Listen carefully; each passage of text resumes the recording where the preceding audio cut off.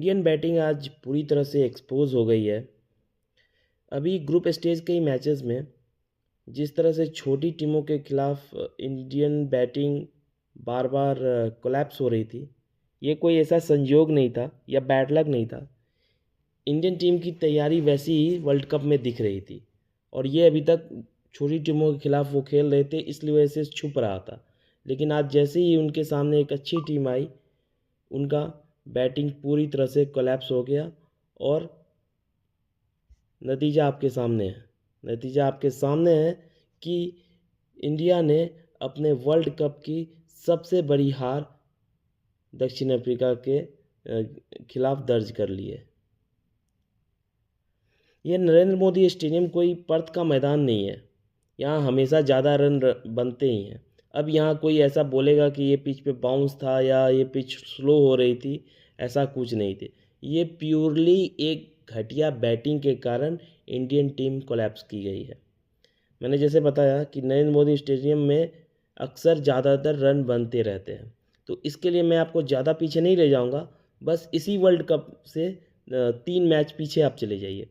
इसी world cup में इस मैदान पे साउथ अफ्रीका और अफ़गानिस्तान के बीच भी वो सुपर ओवर वाला एक मैच हो चुका है, जिसमें साउथ अफ्रीका ने ऐसा ही पहले बल्लेबाजी करते हुए 187 रन बनाए थे, जैसे आज उन्होंने बनाया। और अफ़गानिस्तान ने इसको बहुत ही स्मार्टली चेस करते हुए 187 उन्होंने भी बनाया था, इसके कारण सुपर ओवर थे। लेकिन उन्होंने उसका अच्छा खासा चेस किया था। इसी मैदान में साउथ अफ्रीका ने कनाडा के खिलाफ 213 रन बनाए थे और कनाडा ने भी इस रन का पीछा करते हुए 156, बात ध्यान में रखिए 156, जो हमारी टीम इतने कम रन पे आउट हुई है, कनाडा ने भी इस मैदान पे 156 213 रन को पीछा करते हुए बना लिया था। उसके अलावा हम यदि बायलेटरल में जाएँ, अभी दिसंबर में भारत और साउथ अफ्रीका के बीच T20 मैच का बायलेटरल हुआ था, वहाँ पे भी इंडियन टीम ने पहले बल्लेबाजी की थी और वहाँ पे 231 का स्कोर किया था। और 231 के स्कोर में ऐसा नहीं है कि दक्षिण अफ्रीका की टीम 110 114 पे घुलट गई थी, जैसे आज इंडियन टीम गई है। दक्षिण अफ्रीका ने काफ़ी अच्छा इसका चेज़ किया और 231 रनों के जवाब में 201 रन बनाया था, यानी कि मात्र 30 रन से हारी थी टीम। यानी आपने जो ये मैच आज हारा है, वो प्योर आपकी घटिया बल्लेबाजी की वजह से आप हारे हो। शायद आप हारे हो, आपके में शायद ओवर कॉन्फिडेंस आ गया है, इसके वजह से हारे हो। शायद आप लोग हारे हो कि बिना कोई वर्क किए आप सुपर 8 में घुस गए। आपकी सामने वाली टीम आपके खिलाफ पूरा तैयार होके आई थी और आपकी बल्लेबाजी, आप लोग जब ऐसे बल्लेबाजी करने आए तो आप लोगों के पास लग रहा था कि कोई इस गेंदबाजी का कोई तोड़ ही नहीं है। आप लोग इस तरह से खेल रहे थे। हमारे कैप्टन जो सूर्य कुमार यादव हैं, जो इतना अच्छा प्रेस कॉन्फ्रेंस में पत्रकार लोगों का जवाब देते हैं, उनकी हाजिर जवाबी का तो कुछ कहने ही नहीं। उनको होना चाहिए कि उनसे जब पूछा गया कि अभिषेक शर्मा नहीं चल रहे हैं तो क्या कहना है, तो उसके बारे में बात करने के बजाय वो बोलते हैं कि अभिषेक शर्मा यदि जिस दिन चलेंगे तो हमें उस दिन उस टीम की चिंता हो रही है। तो ऐसा तो उनका ओवर कॉन्फिडेंट है हमारे सूर्य कुमार यादव जी का। और उनको ये होना चाहिए कि छोटी टीमों के अलावा बड़ी टीमों के खिलाफ खुद भी रन बनाए। हमेशा उनका बड़ी टीमों के खिलाफ प्रदर्शन उतना अच्छा खास रहता नहीं है। तो बहुत कुछ है इस वीडियो में, हम सब लोग पर बात करेंगे एक एक करके, और बात करना भी बहुत ज़रूरी है। तो वीडियो में बने रहिए आप हमारे साथ। तो सबसे पहले फ्रेंड, हम अपने बल्लेबाजी पे ही चर्चा करेंगे। तो इस मैच से 2 दिन पहले ही सब मतलब जितने भी मीडिया लगभग सबको पता लग गया था कि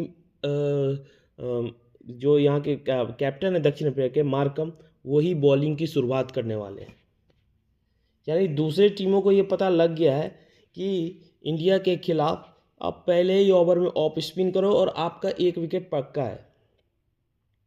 जिस तरह से पाकिस्तान ने लिया, उसके बाद नीदरलैंड्स ने लिया, तो मार्कम भी जितने नेट्स में बॉलिंग कर रहे थे, उससे साफ पता लग रहा था, उसे सबको पता लग रहा था कि वो इंडिया के खिलाफ भी जब भी बॉलिंग करेंगे वो पहला पहला बॉलिंग स्पेल वही डालेंगे और यही हुआ। और इस उम्मीद से डालेंगे कि उनको पहला विकेट मिलेगा। और इसमें भाई हमारे ईशान किशन ने आकर अपना विकेट थ्रो कर दिया। तो भाई ये क्या था, मतलब जिस तरह से ईशान किशन ने इतना अच्छे अभी तक इस सीरीज़ में बल्लेबाजी की है, हालांकि इस सीरीज़ में हमारी बल्लेबाजी कुछ वैसे भी खास नहीं है, 2-4 बल्लेबाजों ने ही कुछ अच्छा प्रदर्शन किया है जिस पर हम लोग बोल सकते हैं। लेकिन पता नहीं ईशान किशन क्या प्रूव करना चाहते थे। हालांकि उनका पिछला मैच भी उनको भी ऑफ स्पिनर ने ही आउट किया था। तो मतलब जिस तरह से उन्होंने एक लूज शॉट खेला, इररिस्पॉन्सिबल शॉट खेला, ऐसा भी नहीं था कि 200 से प्लस रन थे, इतने रन थे कि यहाँ पे चेज़ हुए हैं, हो सकते हैं। लेकिन ये उनका इररिस्पॉन्सिबल शॉट के कारण इंडियन टीम पहले ही ओवर में, जो दक्षिण अफ्रीका साउथ अफ्रीका की टीम को विश्वास था कि हमें पहले ओवर में एक विकेट मिलेगा ही, वो अभिषेक शर्मा को लेकर चल रहे थे, उनको ईशान किशन का विकेट मिल गया। तो विकेट है, उनको चाहे जहाँ से मिले। तो इंडियन टीम वहीं से दबाव में आ गई। और उसके बाद तिलक वर्मा, मैंने अपने पहले भी वीडियो में बताया है कि जब से तिलक वर्मा चोट के बाद आए हैं वो उस फॉर्म में नहीं दिख रहे जैसे हमने उनको देखा हुआ है। उनका एशिया कप में बल्लेबाजी हमने देखा हुआ है, उनका जस्ट चोट के पहले जिस तरह की बल्लेबाजी कर रहे थे वो देखा हुआ है। यानी उनके वो कर रहे हैं स्कोर तो थोड़ा 20-22 कर रहे थे, लेकिन उनका बल्लेबाजी जिस तरह से पुराना में उनका फॉर्म लग रहा था वो नहीं था। और उसके बाद मालूम है आपका एक विकेट गिरा हुआ है, और जिस तरह से उन्होंने आगे बढ़कर इतना ख़राब शॉट खेला है, बॉल बाउंस हो रही है बिना बॉल को परखे हुए, मतलब क्या ही बोलें, मतलब पैथेटिक बैटिंग इन लोगों की आज लग रही थी। ऐसा लग ही नहीं रहा था कि ये टीम आगे जाके वर्ल्ड कप भी जीतने का दम रखती है। तिलक वर्मा ने अपना भी, मतलब हमारी जो शुरुआत के 2 विकेट गए ना, दोनों ने अपना विकेट थ्रो किया है। इस तरह से शुरुआत में हमें 2 विकेट मिल गए, और अभिषेक ने शर्मा ने थोड़ी उम्मीद जताई थी, उनके आखिरकार 0 रन से वो थोड़ा आगे बढ़े, 1-2 शॉट भी आए उनके अच्छे। लेकिन जिस तरह से उनकी बल्लेबाजी हो रही है, उनका बल्लेबाज रन जिस तरह से लग रहे थे, जिस तरह से हट के वो मारना चाह रहे थे, देख के वो लग रहा था कि ये बल्लेबाज अब कभी भी आउट हो सकता है। और वही हुआ, वो भी जल्दी ही आउट होके चले गए। भाई अभिषेक शर्मा को समझना चाहिए कि ये ठीक है, आप हिट करते हैं अच्छा है, लेकिन आपको बहुत लोगों को जवाब देना है। आपको बहुत लोग स्लोगर बोलते हैं, पता ही होगा। तो इन लोगों को आपको जवाब देना चाहिए, आपको थोड़ा सा ग्राउंडेड शॉट करना चाहिए। कमेंट्री में भी, हमारे हिंदी कमेंट्री में बोल रहे थे कि आपकी फॉर्म है नहीं, आप कैसे हट हट के मार सकते हो शॉट को। ये चीज़ें काफ़ी अभी अभिषेक शर्मा को सीखने की ज़रूरत है। ये वर्ल्ड कप हो सकता है अभिषेक शर्मा को बहुत कुछ सिखा के चला जाए, क्योंकि जिस तरह से ठीक है बायलैटरल खेल लिए हो आप, बायलैटरल में अच्छा स्कोर किया है, लेकिन अब जो आपका आउट ऑफ फॉर्म के बाद आप इन फॉर्म में आने की जो कोशिश कर रही हो, और जिस तरह से आपका शॉट में मतलब कुछ भी फिक्स नहीं नज़र आ रहा है, और जिस तरह से आप आउट हो रहे हो, बहुत काम करना पड़ेगा अभिषेक शर्मा को अपने बल्लेबाजी पे। और इसके साथ हम यदि सूर्य कुमार यादव की बात करें, तो हमने पहले भी बोला है कि उनको छोटी टीम के अलावा भी बड़े टीमों के खिलाफ प्रदर्शन करना चाहिए। और वो जिस तरह से शॉट मारते हैं, वो एकदम हताश निराश लग रहे थे आज वो भी। मतलब आज ऐसा लग रहा था कि जब से, ऐसा नहीं है कि दक्षिण अफ्रीका की भी शुरुआत अच्छी नहीं थी, उनके भी पावर प्ले में 3 विकेट चले गए थे, लेकिन जिस तरह से उसके बाद ब्रेविश और मिलर ने इतने अच्छे ग्राउंडेड शॉट मारे हैं, उन्होंने हवा में एक भी शॉट नहीं, उसके उलट यहाँ पे 3 विकेट यदि गिर गया तो हमारे जितने भी इंडियन बैट्समैन थे, सब ने हवा में मारने की कोशिश की है, और उसी चक्कर में अपना विकेट गंवाया। और जब सूर्य कुमार यादव आए, और तो बहुत गेम तक वो जब तक उनके बल्ले से रन नहीं लग रहे थे, फिर धीरे धीरे हमारा स्ट्राइक रेट बढ़ता गया, 11 से 12, 12 से 13। फिर वो जैसे ही मारने की कोशिश किए, अपना विकेट गंवा के आ गए। उसके बाद वाशिंगटन, पहली बात तो मुझे ये बताओ कोई, यदि आप लोगों को पता है कि भाई वाशिंगटन सुंदर क्यों खेल रहा है अक्षर पटेल की जगह पे। अक्षर पटेल हमारा वाइस कैप्टन है, वाशिंगटन सुंदर को खिलाने का क्या मतलब है? क्या वो कोई, अक्षर पटेल बीमार है या चोटिल है? जहाँ तक मैंने कहीं भी न्यूज़ नहीं पढ़ा कि अक्षर पटेल बीमार चल रहा है। भाई वो हमारा वाइस कैप्टन है। इस वर्ल्ड कप के शुरुआत से ही, वर्ल्ड कप होने से पहले ही हम लोग उम्मीद लगा रहे थे कि अक्षर पटेल की बॉलिंग और बैटिंग से हम इंडियन टीम को फ़ायदा होगा। तो इस तरह से चेंज करके क्या साबित करना चाहते हैं गंभीर साहब या ये अपने सूर्या कप्तान साहब, कि आपने वाइस कैप्टन को ही हटा दिया है और इस तरह से वाशिंगटन सुंदर को लाओगे, ना वो बॉलिंग में चले ना बल्लेबाजी में चले। तो इस तरह का जितना जिम्मेदारी प्लेयर की है उतनी जिम्मेदारी तो कोच और कैप्टन को भी लेनी पड़ेगी। बाकी फिर हार्दिक और शिवम दुबे आए, फिर उन्होंने भी थोड़ा गेम को डीप ले जाने की कोशिश की, लेकिन तब तक काफ़ी देर हो गई थी और फिर जब उन्होंने चार्ज करना शुरू किया तो वैसे भी बॉल उनके पल्ले आ नहीं रही थी। और ये तो चलो ठीक है, हमने अभी तक इंडियन टीम की ख़राब बल्लेबाजी की बात की, लेकिन हमें साउथ अफ्रीका के बॉलर को भी काफ़ी क्रेडिट देना पड़ेगा। जिस तरह से, जैसे मैंने बताया ना कि ऐसा लग रहा था कि इंडियन टीम कुछ भी तैयारी करके नहीं आई है, इसके उलट दक्षिण अफ्रीका की टीम फुल तैयारी करके आई थी। तो भाई जो मेहनत करेगी, जो अपना गेम दिखाएगी, जो फुल तैयारी करके आएगी, वो तो मैदान में भी दिखेगा और वो टीम जीतेगी भी। और वही हुआ, काफ़ी अच्छा स्लोअर फेंक रहे थे, चाहे वो उनका लुंगी एंगडी हो या फिर बॉच हो, काफ़ी अच्छा बॉलिंग किया उन्होंने।